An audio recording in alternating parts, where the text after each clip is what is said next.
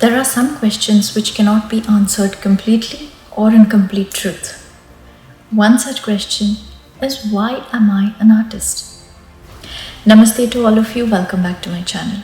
In today's episode, I'm going to be talking about why I am an artist, or rather try and understand and explore the different layers and the different nuances within the art forms that have really kept me in their grasp for so long.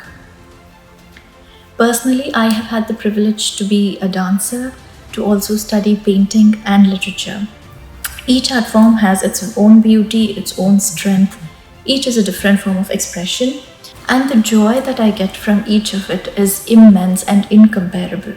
Now, coming to art, I don't think that anybody until now has been able to describe art in all its essence, let alone try and understand why one person is an artist or why one person is not.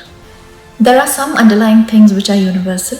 Art gives happiness, art gives satisfaction, art gives peace, art gives mental clarity, art brings out the imaginative and the creative side of a person. These are all little parts, and I personally think that it is almost impossible to explain and define the entirety of it, which is why the easier approach would be instead to try and understand what is it about art that makes one person attracted to art and makes one person engage with art throughout their lives. For me, art is like being in the ocean and simultaneously also being on the shore.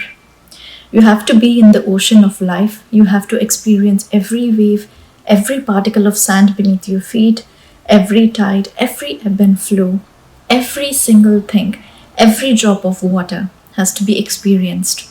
At the same time, you also have to distance yourself from life, from the ocean.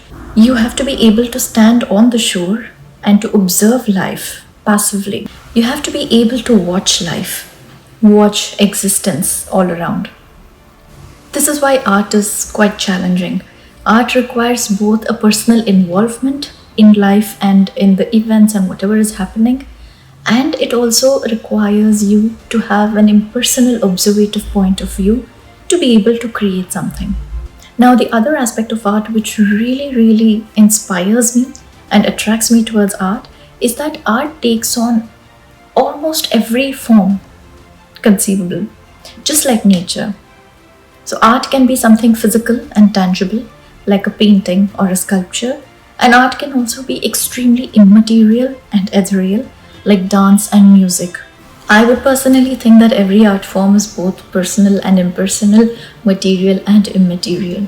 So even if you take the art forms of dance and music, they require the physical body as an instrument through which they are expressed, but at the same time they are also in their own form as nebulous, ethereal, beautiful things.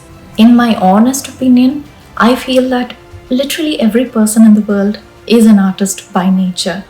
Now, some people might take to different forms, they might practice different forms, they might become musicians, they might become experts in certain art genres.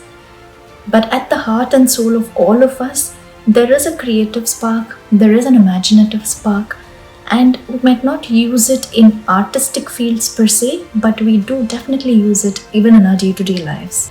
So even the audience that goes to watch a dance performance or looks at a painting, even that simple art of looking at art is an art form, and it makes every one of us an artist.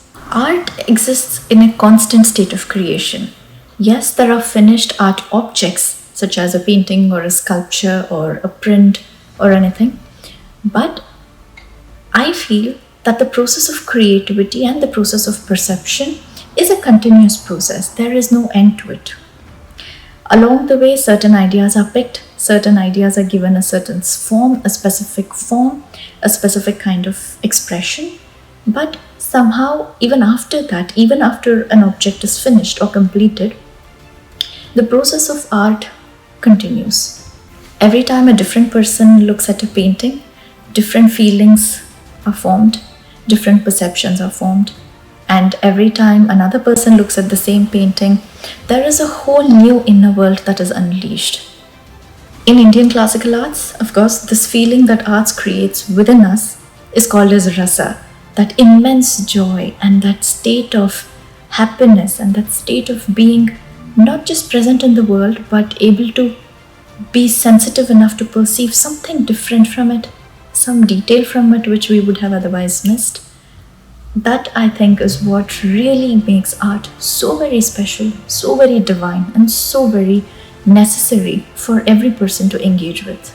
These are the different layers in art and the various kinds of amazing qualities that it has that really makes me so very grateful to have been an artist in this life. And as I said, every person is an artist, whether you are in a particular art form or not. You don't have to be a dancer to walk gracefully. You don't have to be a singer to enjoy music. You don't have to be a writer or a literature student to be able to enjoy beautiful words strung together. It was challenging, but I also had fun putting together these thoughts. I really hope you enjoyed as well. I would love to hear from all of you all. What is art to you? Are you an artist? What does art signify? Do let me know in the comments. I would love to know your thoughts. Until next time, take care.